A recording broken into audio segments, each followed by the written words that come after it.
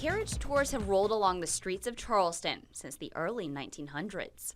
I couldn't imagine them not being here because they've always been here. Tamara Brown has lived in the Summerville area nearly her entire life and has been around horses since she can remember. I wanted to come see what it was about and see if there was any foundation for what was being stirred, and was there any reason that these horses needed a study, or that people should be thinking they're abused or starved like I've seen on social media. Tamara is talking about posts like these on a Charleston Carriage horse advocate group, which say this is animal abuse to the fullest. Stop the abuse. So I joined her at the Old South Carriage Company's 65-acre plantation, Sugarcane, on Johns Island, 10 miles away from their stable downtown. The horses are consistently rotated to Sugarcane, where they stay from 1 to several days. Workers say it depends on what the animals need. It's really personalized to that horse and kind of the situation that he's in, and that also has to do with shoes, things like that, what they need work done on them and everything. Old South has 30 horses, and up to 10 can be kept downtown overnight. In winter, when there are fewer tours, the horses may spend more time at the plantation. But spring is one of the busiest seasons. We're still trying to keep these guys to around 5 days, but I mean, they can be sick. And the horses that are going to stay downtown for that night, those are still always rotating and everything. So it's very situational. They are seeking your attention. They just want it. Most of these horses come from Amish working farms in Ohio. Workers tell me they would pull plows and big wagons through dirt all day long. Very different from the cobblestones and asphalt streets of downtown Charleston. In addition to a getaway, the plantation is where Old South trains their horses. That includes training them to handle noises or situations that could scare the horse. A big concern for Charleston Animal Society. The prevalence of these horses being spooked, it's really an unknown. Like this surveillance video from a few years ago showing a spooked horse running down the street. He stopped when he crashed into the market.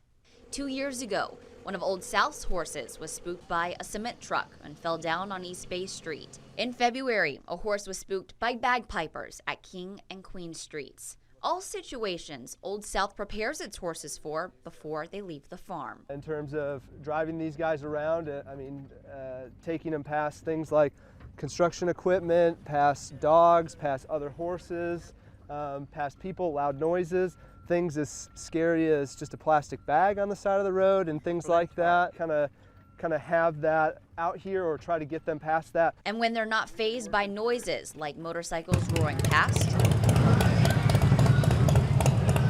they're ready, and out to the streets they go. Between tours, horses at Old South Barn near the market get at least a 15-minute break with water. There are large fans throughout the barn to keep the air cool as well. The horse's internal temperature is taken before and after every tour, regardless of the temperature outside. But the day we came, it was toasty. In fact, on the second tour of the day, the internal temp of a horse named Sammy reached more than 103 degrees. Workers gave him a cooling blanket and hosed him off to bring his temperature down. He was also pulled from duty the rest of the day. This coincides with an amendment to the heat ordinance made last month by the city involving the temperatures in which the animals can be out in. They must go in when the temp outside reaches 95 degrees or when the heat index rises to 110 degrees. Charleston Animal Society is calling for an independent study to measure how Charleston Carriage horses are treated. It's not just about heat, it's about all of those stressors and how they interrelate to each other. Rest periods is a big one, nourishment, heat, load, congestion. All of those things create stressors, and that's why a scientific study would really address this once and for all. The Animal Society can conduct the study anytime they want, and the carriage companies agreed to it, but they will not let their animals be tested. The Animal Society insists that's the only way the study can be done in order to get accurate results. As for the heavy load, Old South's operations manager says these horses can handle it. It doesn't matter how much weight is back on that carriage. To get it moving, the more weight that you have back there, the more it does take to get it moving and to slow it down.